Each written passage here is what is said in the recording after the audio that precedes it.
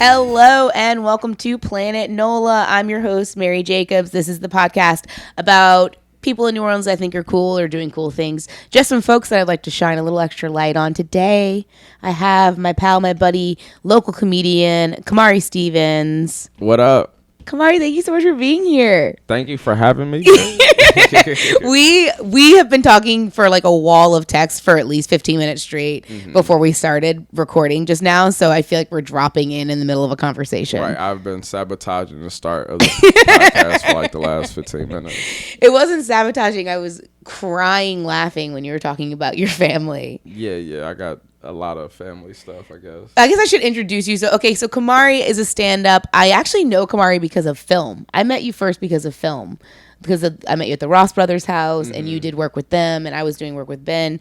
So that's actually how I knew you first. And then I knew you as a stand-up because I wasn't really doing stand-up. I was always doing improv. Yeah, I think I remember Mary Devon, who's like a mutual friend. She had texted me and said that I think that you had seen the movie. Yeah. And at that point, I hadn't seen it. You know what I mean? So, like, she had kind of relayed some of what you said, and I found it to be, like, calming. And then, like, I think I met you in, like, real life, and I was like, okay, bet. You know what I'm saying? So. Oh, that's nice. Yeah, you heard me compliment you from afar. Well, I mean, I was, like, really anxious about that. Like, it was a part of me that was like, oh, man, what have I done?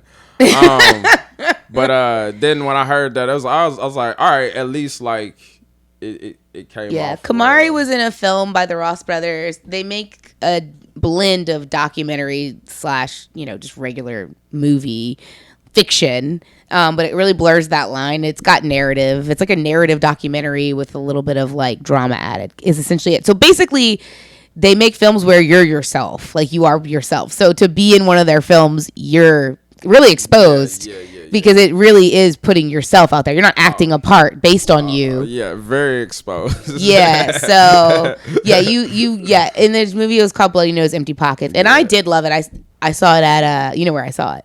What, Sundance? I was at Sundance. Yeah. I could say I've been to Sundance once in my life. That seemed pretty cool. Yeah, I was like, I'm just here to say that I've done this, and now I can say I've done it. I did not fit in at all. It's like a big networking party for movie people. Well, yeah, I could peep that. Even from, I went to the Berlin Film Festival. Same thing.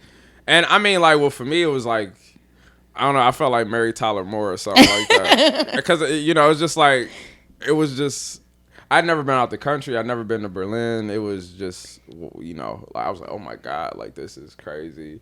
And so like it was a whirlwind. I was just soaking up so much experience from being out the country that I didn't realize that it was like a networking thing until we would kind of end up and a lot of what we ended up doing was like. You were doing a press tour for Bloody Nose? A little bit. I mean, like I was like tagging along. Yeah. So it was like focused on them. Like they had their own like but you were in it. So you were, yeah. But like, we would like go to bars after or something like that, or end up at a couple spots that were like adjacent to the festival. But like we went to like one actual like event that was, you had all these filmmakers and stuff in there, and it was I think they had like the techno DJs going. I imagine it was a lot of Molly available for people. Yeah, for sure. But that one, that's where I was like really talking to people about the movie and hearing like different perspectives of it and everything like that. And I mean, it was interesting for me because, like I kind of look at it from the perspective of the stand-up world, you know what I'm saying? And how you have that community. And the reality of it is like, we think all these communities are so like different, but it's like you have like the same kind of dynamics, you know what I'm saying? Or like you have it where, like I was hearing about some like big time director that I think is the dude that did the Port of New Orleans, like Abel Ferrara or something like that. And hearing about him directing commercials or something, and this and whoever this dude is like been working with him, and he's like this hot. He's so cool, and he's got his leather jacket. Yeah, you start seeing how it all connects together, and it becomes a lot less glamorous. Yeah. Nah, it's like, oh y'all. I'm like, you ain't that. You all right? You made a movie, all right? I guess, you know what I'm saying. Not to diss him, but I guess for me, cause like. Man, like most people I grew up knowing, like I come from like very like blue collar, middle class people, you know what I'm saying? So like, people I know like worked a lot of factory jobs or GM or like work or something to that MP or NCR National Cash Register, I believe. You know, or even like my mom, she was a pretty much stay at home mom, and she did taxes during tax season.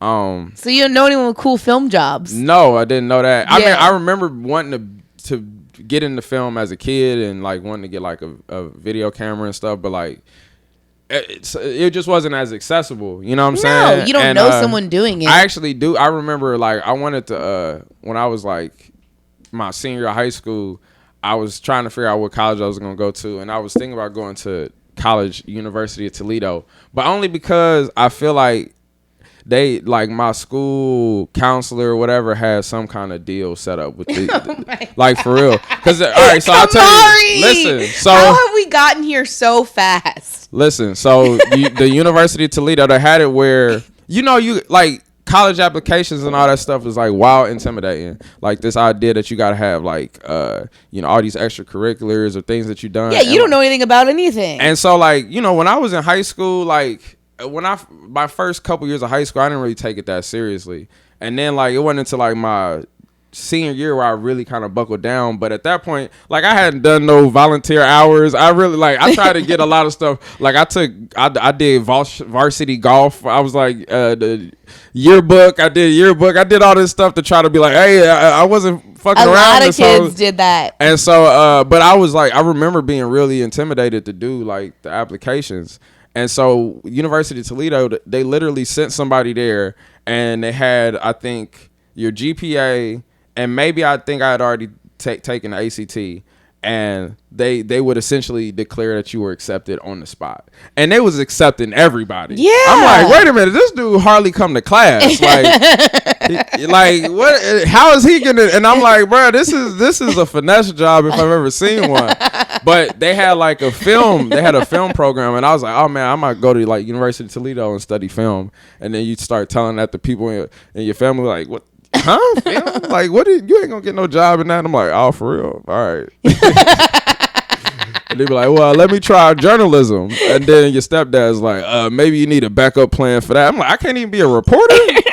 All right, I guess. How long have you been here? I moved down September 2015. Oh, right. Yeah. You moved down the same year as the person I just sat here and recorded a podcast with before you, Kendra. Yeah, class of 2015. Yeah, you were like, yeah, transplants come in waves. Yeah. I mean, like, well, I'll see, like, people, you see people post about their, like, NOLA anniversary. Not to make light of that. Like, I mean, I also acknowledge the time that I've been here, but you know what I mean? It's just like, I'm not. But you see that, and then you're like, oh, okay, this person came like 2017. All right, that makes sense. You know what I'm saying? Like, all right. I don't know. I mean, like, I haven't done enough thorough research, but I bet I could. I mean, I hear the inner workings of a concept that sounds true to me. I feel like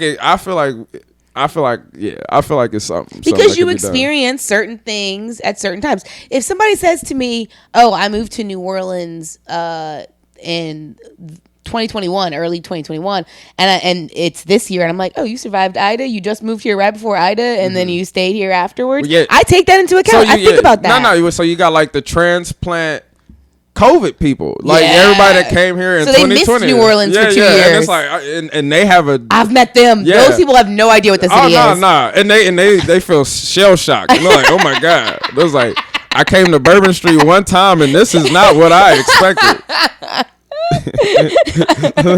Like, I actually fell in love with my partner here. Like, the whole time we were BSing it, and then we actually fell in love, and it's like, let's make it happen in this great big city, New Orleans. And it was like, maybe let's take it back to. All right, I'm gonna get too specific. You gotta stop. We could go on one tangent for so long. Kamari, it's funny, you call yourself a stand-up, but in my opinion, you're way more a storyteller. You're such a storyteller, and you were saying that your family like kind of communicates like in stories. Well, it's this thing I really wasn't aware of until I got down here. Sorry, I got like a little hair thing in my mouth. But African the griot. It's like a tradition, like story. I'm not gonna get choked out, But like it's like this tradition, you know what I'm saying? It's like, so when I found out about that, I was like, oh shit, you know what I mean? It's like, it's all this shit that you think you lost, but it just stayed with you because it passes through, like, you know what I mean? Like, just how people say trauma passes through, all that other stuff passed through too. Like, I that's what I believe.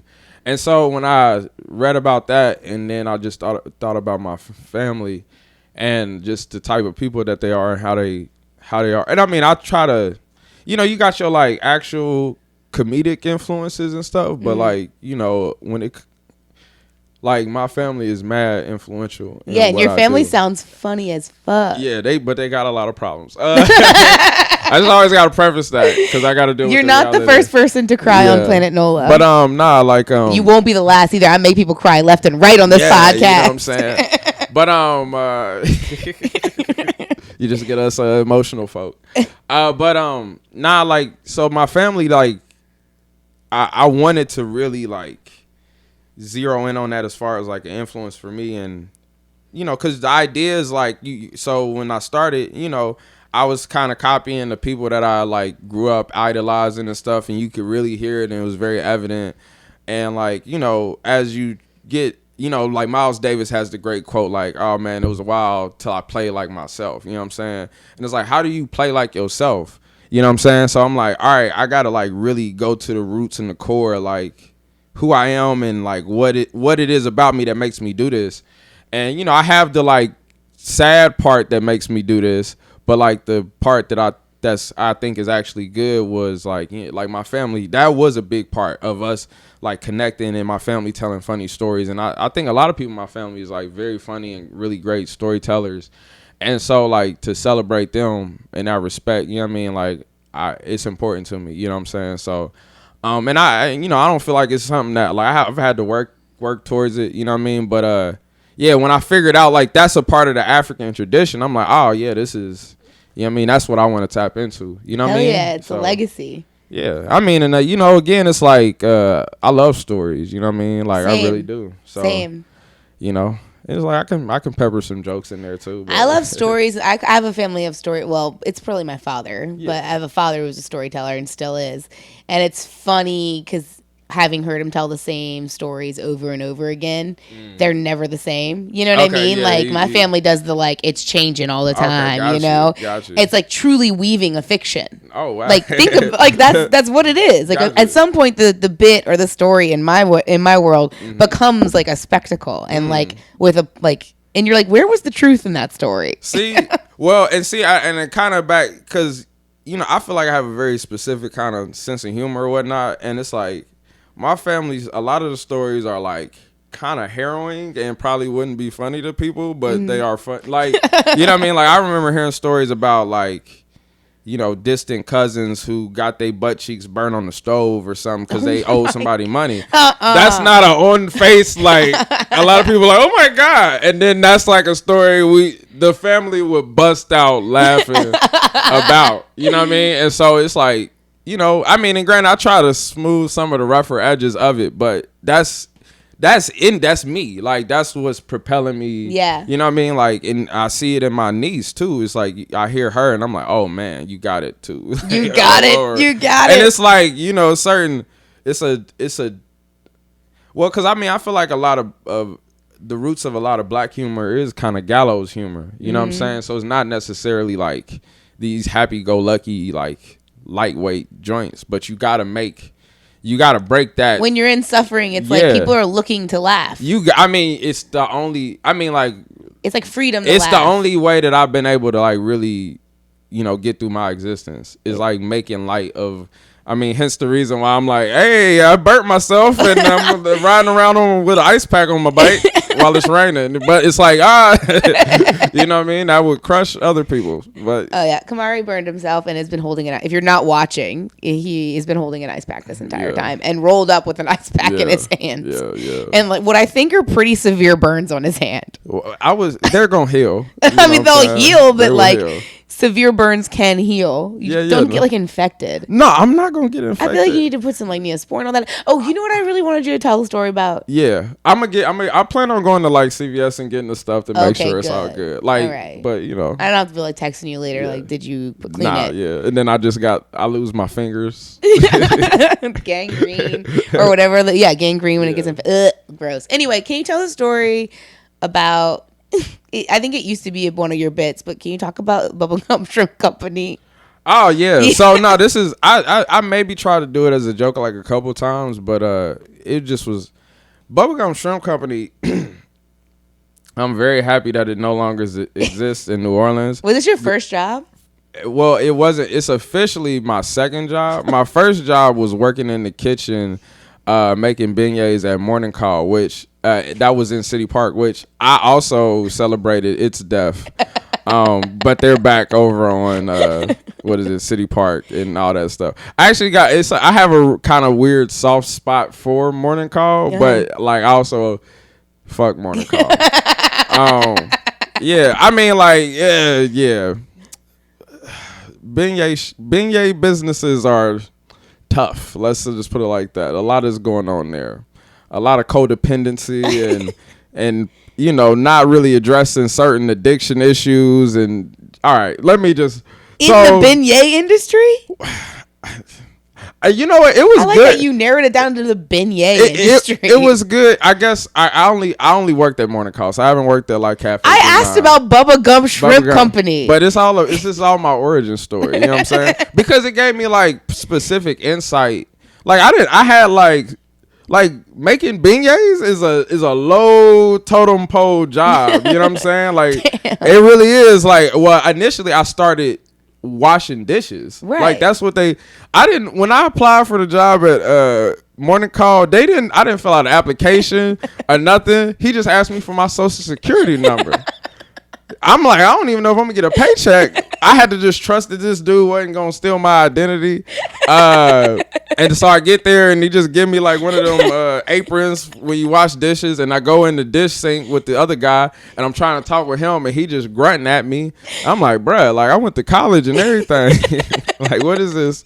And then they realized like I was smart enough to not just bust dishes. So it's like, all right, we're gonna put you on frying beignets. And I was frying beignets for like 2 weeks. And then they would be like oh man, these are a little too, they need to be golden brown. I'm like, bruh, like get out my face. And so, you know, and I remember this one lady, she thought I was so stupid.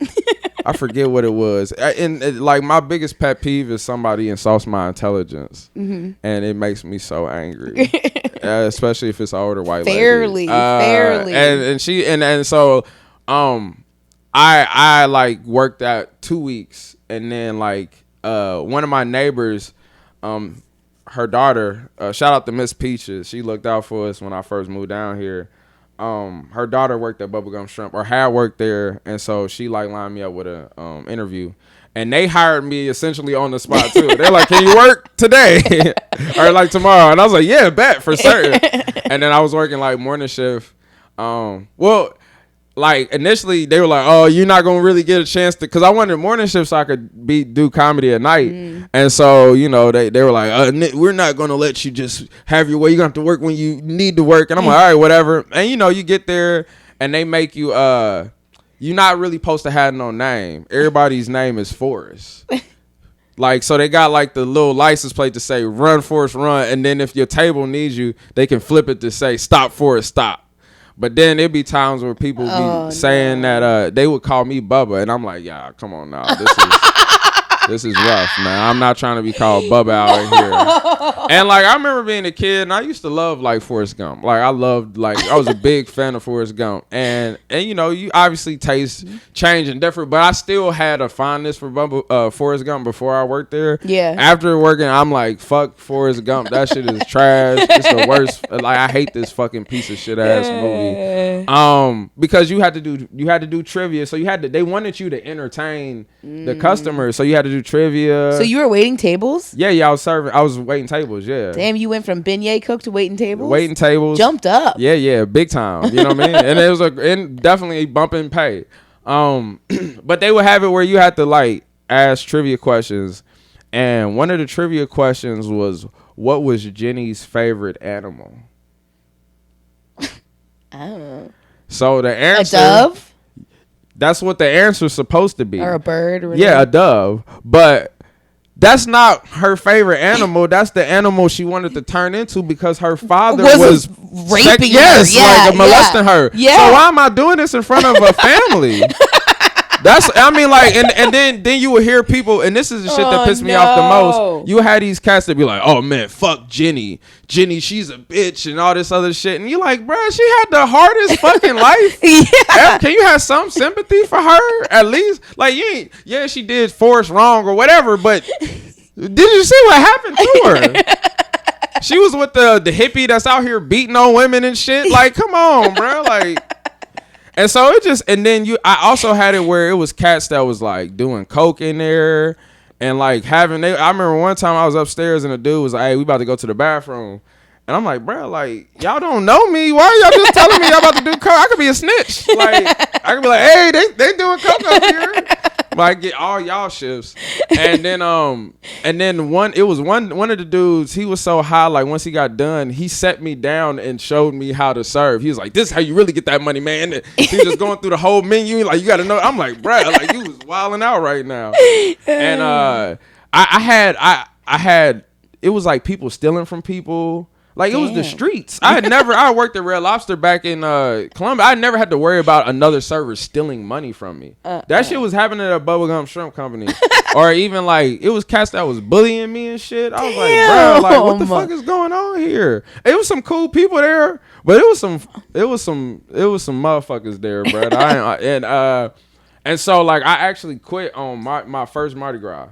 And so, like, I was like, got up that morning. I was supposed to work Mardi Gras at Bubba Gump, and then my roommates, Dave and Laura, they were like, "We see that you like fucking hate this job. Like, it's killing you. Like, and it really was. Like, it was making me not enjoy living here for real." Yeah. They were like, "Don't go." And so they're like, "Yeah, don't go in." And in my head, I've never like no call, no show, or just not, you know what I mean, quit a job like that.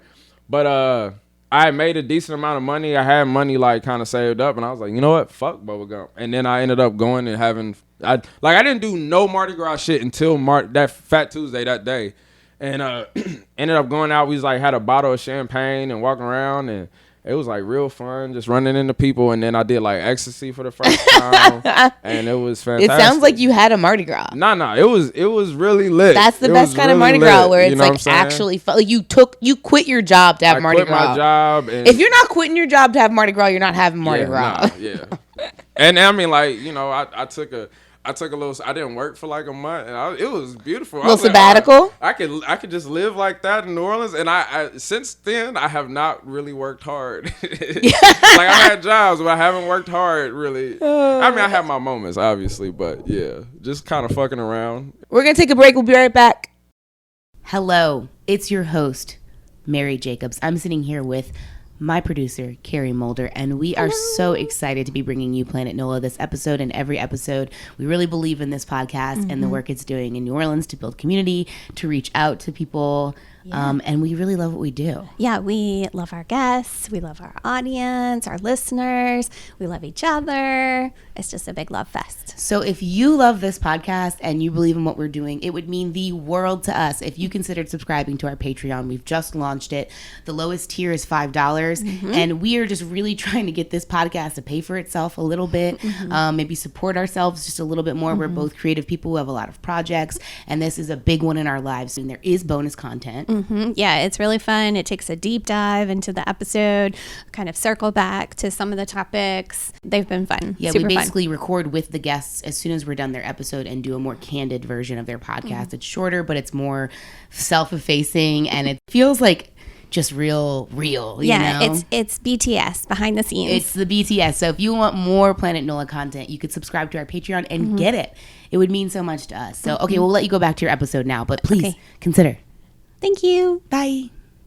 This episode of Planet NOLA is brought to you by Vitality Community Fitness. Vitality is a functional training gym located in Metairie, Louisiana. And at Vitality, we focus on members as individuals. That's right. We don't lump people together. We don't assume that everybody has the same goals when they step into our gym. We also don't push things like body ideals or diet culture. We try to focus on the full person, and we try to give an experience that matches that. We've got incredible coaches. We've got an incredible community. And if you're looking for a place to call your new gym home, consider checking us out. We offer a 3 free class trial. That's right. Literally no commitment. You can try 3 of our classes in a week to see if our gym is for you, because ultimately we want people who want to be there. And if it sounds like this might be the space for you, please consider checking us out. You can go to vitalitycommunityfitness.com, click the contact button, and get started. Hello, we're back to Planet NOLA. I'm here with my friend Kamari. We still talked the entire break, and we're going to keep talking some more. We were talking about my best friend's wedding and how it actually doesn't hold up. But I actually want to get back to something from earlier before we get back into my best friend's wedding, because we could talk about it forever. Yeah. You said something before we started recording. You were like, yeah, I came to New Orleans and I thought I had all these dreams of going to LA or whatever you said. And you're like, in New Orleans, like, stopped all that. Nah, yeah, like it. How did you say it? Oh man, I would say it like ruined my plans. Yeah, something to that extent. Cause I definitely cause like right before I moved down here, I got like some of the biggest opportunities I had gotten thus far doing comedy back in Columbus. Like I got to do a host weekend at the Dayton Funny Bone, which I'm from Dayton, so that meant a lot to me. You know, the one time I was like able to like show my family like, hey, this is the Funny Bone, like I'm performing there, and you know, just have most of them not come. But then I came like in second place at a like comedy contest in Cincinnati, and I got to do a host weekend for comedians there. And so I was telling these comedians like, hey, yeah, man, I'm about to move to New Orleans, and they're like, why are you doing that? Like what the fuck are you doing? I'm like, huh? And they're like, yeah, nah, man, you need to like try to move to like New York or something like that. Like why are you doing this? Like that and they're like, if you go down there, like just stay down there for like a year or like 2 years tops, but don't don't go there and stay there. And so I'm like, all right. And in my head, you know, I was like, when I got into stand up and when I really in my head, I was like putting my everything into it. You know what I'm saying? Like I had kind of flunked out of school and you know, I lost a lot of direction and, you know, was worried about just kind of ending up like a lot of people I didn't want to end up like, you know what I'm saying, who are like that through no fault of their own because of like a terrible system. But you know what I mean, like I wanted more. I wanted to try to chase, you know, my dreams and shit. And so like, you know, in my head I'm like, all right, I gotta get to New York, like I gotta get there. That's how I'm gonna make this shit like pop. And you know, I had like, you know, you had these cats that's a little ahead of you in the game that end up going different places. So I had a friend who I would at the time consider a mentor, like, you know, one of the first cats that really like talked to me when I did comedy. And when I remember seeing him when I was going to scope out the scene, and he was like one of the cats that I saw. I was like, oh man, like I'm thinking like he's like an actual professional comedian. Right, you know what I mean? Like 'cause he was performing at the comedy club and he did well, and it's like, oh man, like he's probably been on TV and shit. And then you know, you meet him and it's like, oh, like he's trying to figure it out too. He's like wildly insecure as well. Right, like trying But that's like we were talking about the film stuff earlier. It's like, oh, when you get really up close to something, you're like, oh, you see it for what it really is. Yeah. And then you realize, oh, this could be me. Yeah, it could be me. It might be me. And it probably might not be for my betterment. You know what I mean? But he like came up to me and took a liking to me, and so he kind of kept me engaged and gave me like insight on like, all right, here's like what you can do around the city. And so like once I started kind of really getting into it, like I really devoted a lot of time to trying to perform as much as I could.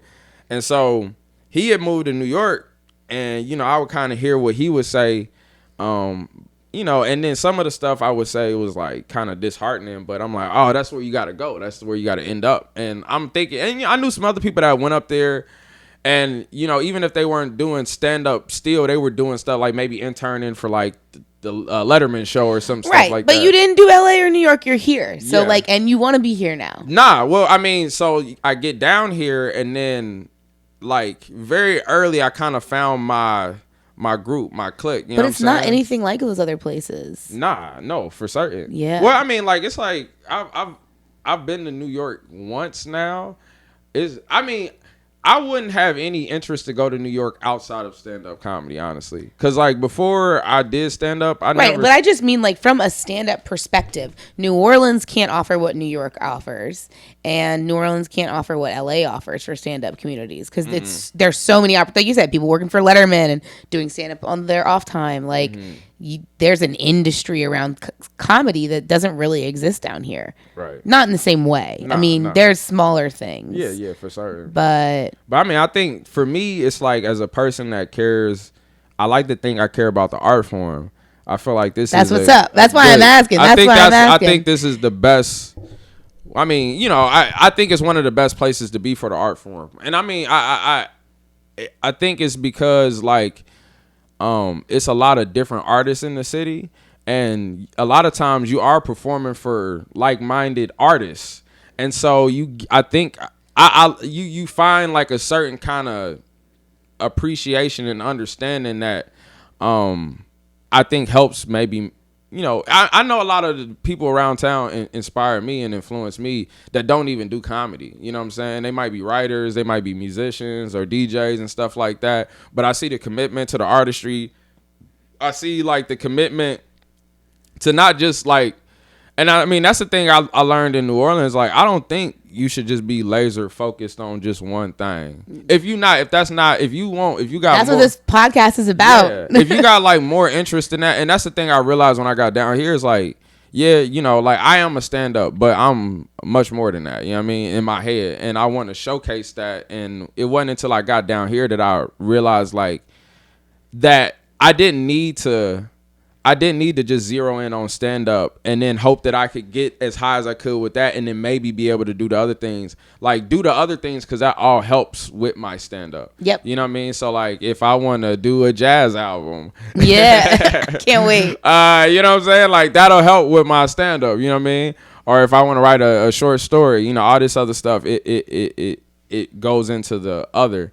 And so I really feel like down here, like, I feel like I'm the same person. Like, that is exactly how I feel about everything I do. We've had a few discussions. I feel like we got to that part of it when we was talking pretty quickly. And cause, like, another thing is, like, that I have been doing that I started during the pandemic was I started a YouTube channel called You Better Read, where I read, like, children's books. And so I started that because I hadn't been doing anything. I felt very lost, and I didn't really know how to contribute to society in a productive way at that point.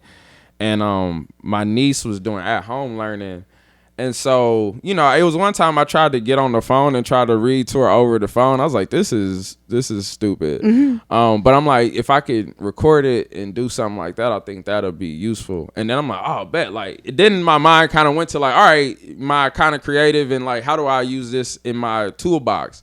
And I'm like, oh, I could do it like this. You know, I grew up watching, like, you know, Mr. Rogers' Neighborhood and Reading Rainbow. I'm like, oh, that's like a lane that I could kind of operate in. And I legitimately do, like, I care about reading literacy, and I care about reading just in general.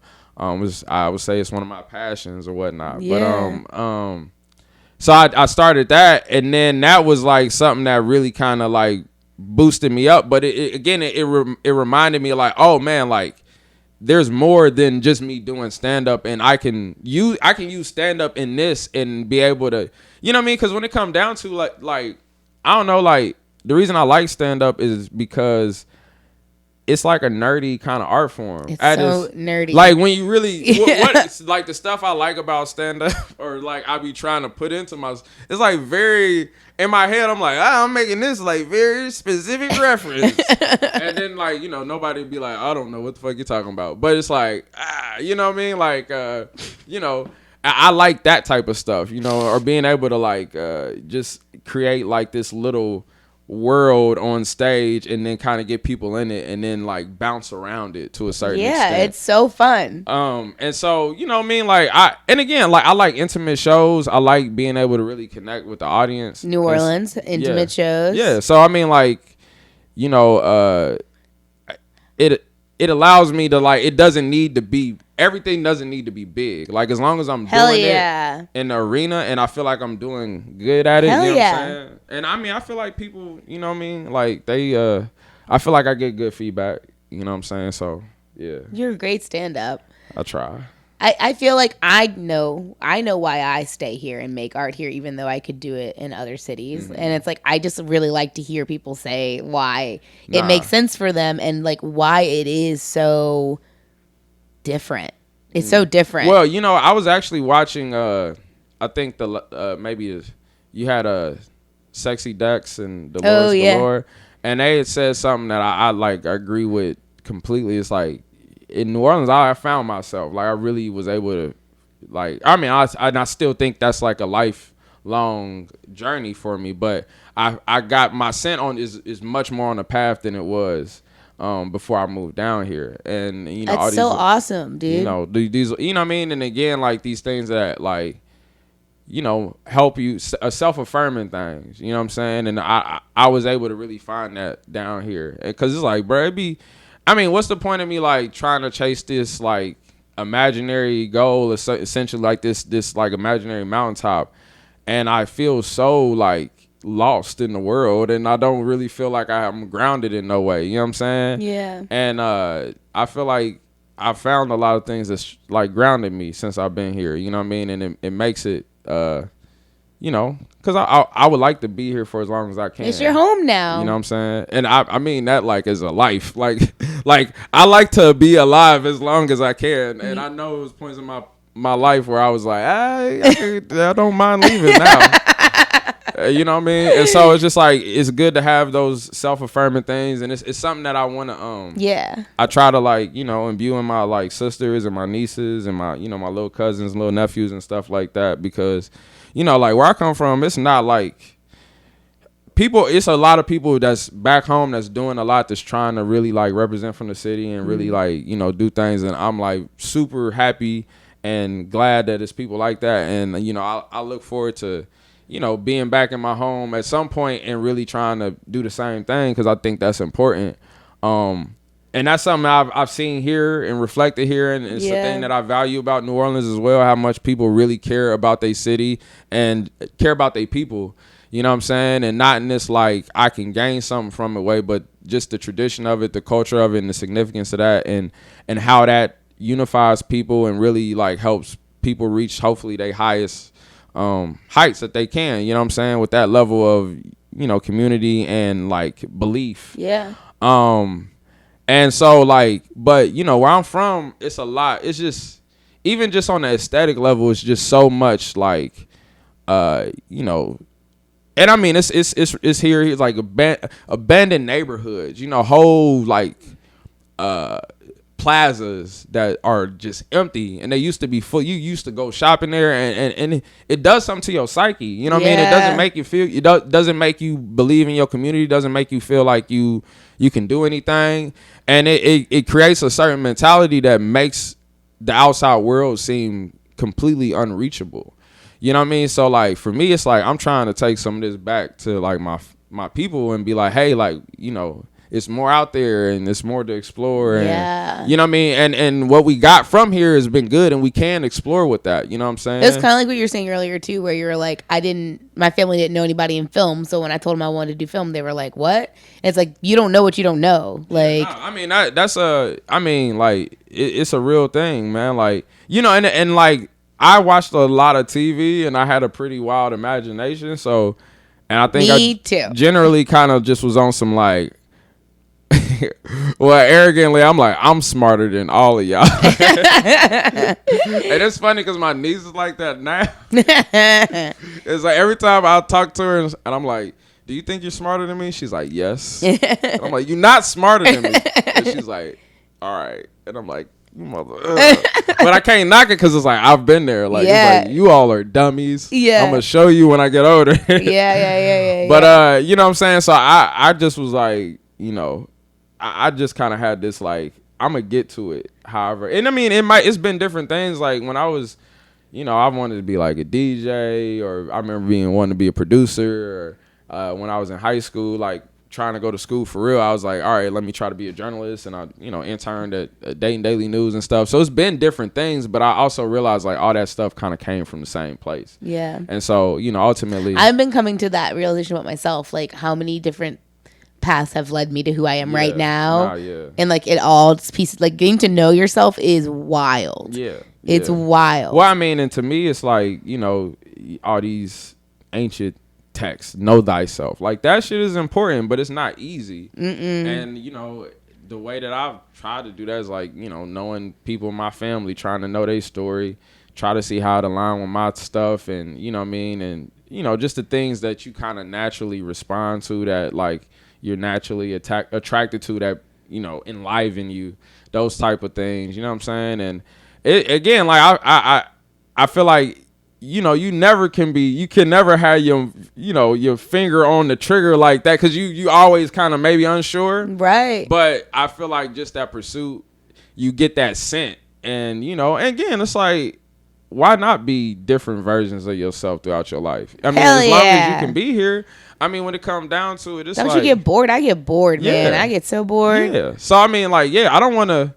No, man, I don't want to be no deacon for 30 years. You know what I'm saying? Like, yeah, it's like, all right, you know, like it was a point where I was very square, I think, or like a square. Like I was kind of a square. And then now it's like, I'm not a square. You're like, I'm finally not a square. Yeah, you know, I'm a little big boy. Yeah, you know what I'm saying? So, did you have friends in school? Like when you were in high school and elementary school and all that? I had like a group of people. You weren't like a total pariah. Like you weren't, Nah. We had like, you know, I had my little crew that I was cool with, you know what I'm saying? But it didn't, the thing about it though was like, you knew the cats that was like real popular, and it was like a different type of, cause it was like dating. I don't know. It's still even like that. It's a part of me. It's like as much. Dayton, Ohio. Dayton, like, Ohio. How many people that have in Dayton, Ohio? So it's funny. Like the population is not too dissimilar from New Orleans. Interesting. It's a couple. I would say, at least to me, like interesting things. That's like Dayton also has an RTA that is not good. Yeah. But yeah, like, and we have like a musical tradition, like mostly funk music. So you got like the Ohio Players, Slave, Lakeside, Roger, Zapp, you know what I mean, Roger Troutman, all them cats, they all come from Dayton. So like, you know, I like like 100,000, you know what I mean, the demographic. I was raised in Dayton, New Orleans has like 400,000, I thought. Oh, well, I mean, I would say like not 1-to-1, but like New Orleans is not supremely big, you know. It's like a smaller. It's not. I guess I see what you mean. Yeah, but I mean, I would say like maybe Dayton has like maybe 200,000 plus or whatnot, but like a lot of it, like the city of Dayton's gonna DM this podcast. Yeah, like, you got the number wrong. Yeah, it's less than that. Or I mean, he can't come back. Even like because it's a lot of parts of you got like the surrounding suburbs that I don't necessarily claim as Dayton proper, you know what I'm saying? But they are like, if you hear people talk about Dayton, they'll be talking about Kettering or Centerville or West Carrollton and all these other spots, which, you know, is fine. But like, you know, Dayton is like a black city for the most part, you know what I mean? So like when I went to schools, I went to black schools, you know what I mean?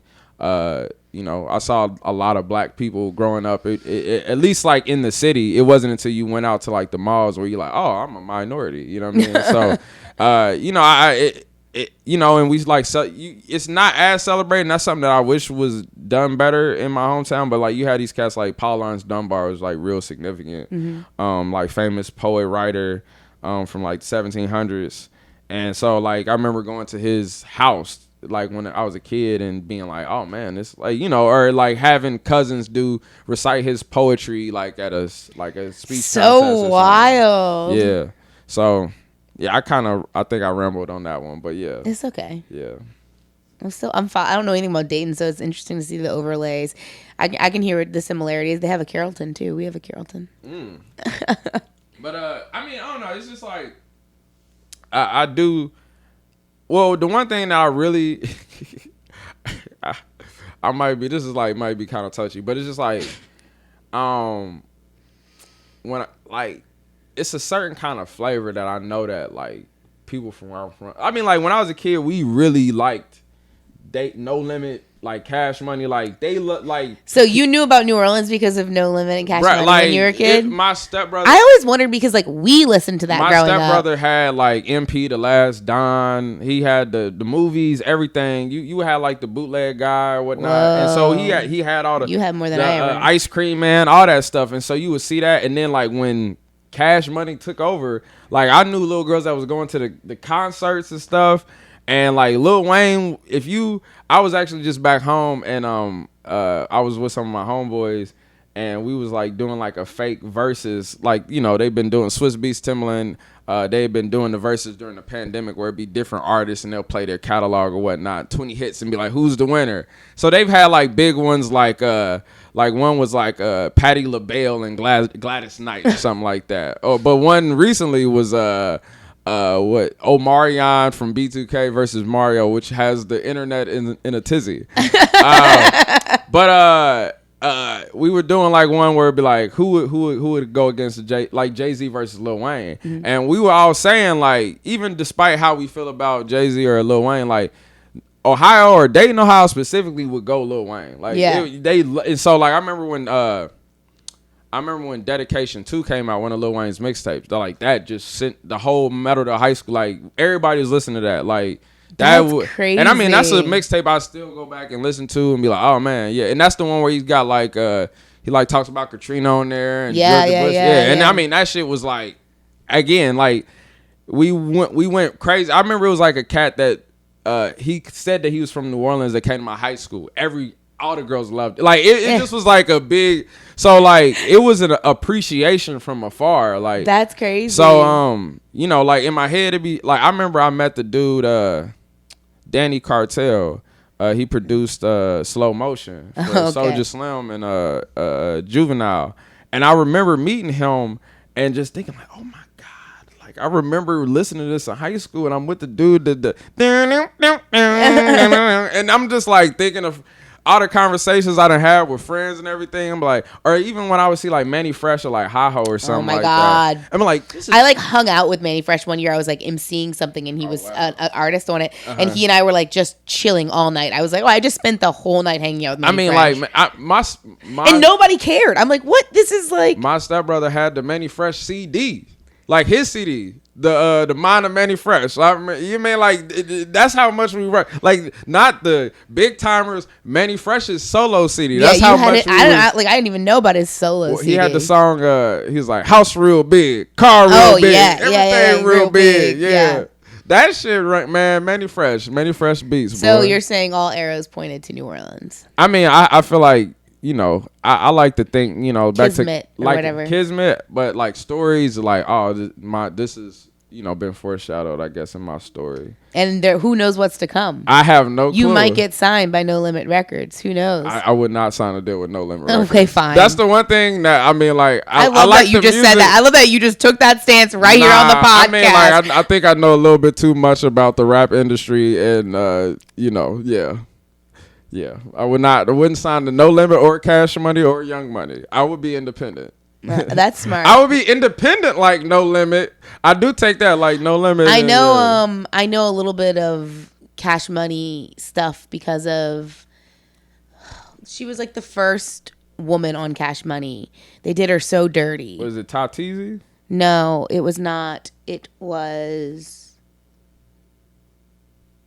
not gonna come to me, but she was the very first to ever be featured, and she was like a teenager when she was first featured. Gotcha. And like she wasn't making any money, you know what I mean? Yeah. And then these albums were coming out, and they were just like kids hanging out with the guys in the studio, and they start blowing up the kids, like getting these. I say kids because they don't acknowledge that they were teenagers. Lil Wayne should was like literally 14, 13 years old. The women that like the woman who, oh God, I hate that I'm co-opting her story. I actually asked her to be on the podcast. Okay, gotcha. And she was like, "How many followers do you have?" And I'm like, "Okay, well, this isn't gonna work out." Boss up a little bit. I was like, "This isn't gonna work out." I was like, because I'm like, I need more people to know this story. But like, she was done real dirty by Cash Money. Oh no, I mean like.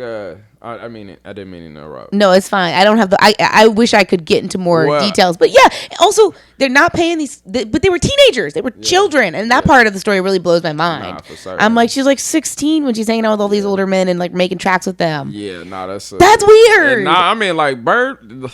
let me not get myself and not in getting trouble. paid and not getting paid anyway. Cause yeah, he could get me got. So, but yeah. You think so? We'll go on. We'll pass it. We're not trying to get you. I'm not necessarily really aware. I'm not on his like radar or nothing. But like that would be really good for the podcast, you know what I mean? though, if Birdman could come Birdman tried after to you kill me? and All killed right, you, so, I mean, and then I obviously- could be like, it happened here on Planet well, Nola. I mean, even his biggest artist is Lil Wayne, and Lil Wayne literally was suing him for like 5 years because of like unpaid. Like he essentially had all these cats on like a stipend. Like all the money would go to Cash Money Records, the company. Who, man. Please do not listen to this baby and Slim Williams. Yeah, they're not. Don't worry. I noticed that, and it's like, yeah, y'all, you know what I mean? Like, it was a point where he had gotten like an oil rig tattooed on his head. It said Brown Oil, and then you know people did research on it. It was not like a real company. Like, yeah, I know too much. You do know too about much Birdman and yeah. Let's Yeah. with your insider knowledge. What happened to that boy? He was talking shit. They put a clap into that boy. And on Planet Nola, I would get great traction. I would have a whole story about the death, you know? Well, I mean, like, if people The have feud. heard, people Birdman's going to come on the podcast. Yeah. He's going to be like, is you... Release a diss track. Wait, he's going to be like, is you... He went on, like, Breakfast Club and said, he was like, are you... Oh, man, I forgot this. It was a joke. It was like a meme for a minute. Is we done or is we finished? That's what he said. But yeah, but nah, man, I mean, like, I definitely take the notion I like, especially with like Master P, like him selling records out the trunk, going to Oakland and getting on there and everything. It's like, I fuck with, because again, it's like, he spread that stuff so far. Well, I mean, and again, kind of back to like the reason why I like to be in New Orleans versus being in New York. Like, you know, people might not look at it the same as music, but you can get swept up in these contracts and be doing all this stuff, and you not really getting your value. Right. You know what I'm saying? So it's like I rather like try my best to like know I'm somewhere where the industry ain't and get my own value up, and then nobody can. They can't jerk me. You know what I mean? Y'all can't. You know, I know what I'm worth, and I know what I can live off of. And I mean, ultimately, like, you know, I kind of have a disdain for like the mixture of art and commerce. So if I'm a partake in it, I gotta partake on it best on my own terms. You know what I'm saying? Hell yeah. Because I mean, a lot of this shit I'm like giving people is very significant to me. It ain't like shit that I take lightly. You know what I'm saying? I can't be out here talking about like my family and shit, and then people is just it's a guy. Comedy Central has 1 million views. Kamari talking about his knee. And then all these people are going to have that they have to say about it underneath you. People are writing articles about you and analyzing you and your family. Oh, yeah. That sounds terrible. Nah, it sounds like the worst. So, yeah. Well, this has been so nice, Kamari. Yeah, nah, this has been fun. This went by quick. It went by so quick. I'm not surprised at all. We ask everybody the same last question, and it's just... You heard what this podcast is about. You're a guest on this podcast. Who do you think would be a good person for this podcast? I think I got a buddy, Bradley Williams. He DJs as DJ Black. Mm-hmm. But he's like a pretty cool guy. He does music. He performs. Is he local? Artist. He's local. Okay, yeah. He's from Baltimore, but he's been living here, I think, probably about as long as I've been living here. I think he's class of 15. Yeah, transplant class of 15. And just I would say like a really good person. He's got like a lot of stories. I know he's worked at Preservation Hall for a bit and stuff like that. So he's got like a nice little, and I mean, he's my homie. Like I rock with him heavy. So hell yeah. I think I know he knows. He got his like DJ circle, and there's some other cats in there that I would also recommend. But yeah, Bradley Williams. Hell yeah. Okay, cool. Well, thank you so much for doing this. Yeah, thank you for having me. It was so fun. Y'all, thanks so much for listening. Everyone, be in touch.